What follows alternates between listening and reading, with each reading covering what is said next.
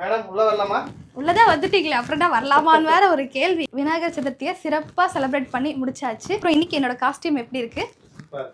நல்லா இருக்கா? இந்த சாரீ வந்து நான் இன்ஸ்டாகிராமில் இருக்க அக்ஷரா பொட்டிக் அந்த பேஜ்லேருந்து தான் வாங்கியிருந்தேன். நான் வாங்கி கிட்டத்தட்ட ஒரு 3 மாதத்துக்கு மேலே ஆச்சு. இப்போ ஸ்டாக் இருக்கா இல்லை ஸ்டாக் அவுட் ஆயிடுச்சான்னு கூட தெரியல. இந்த சாரியை வந்து இன்னும் அழகாக காமிக்கிறது எது சொல்லுங்கள்?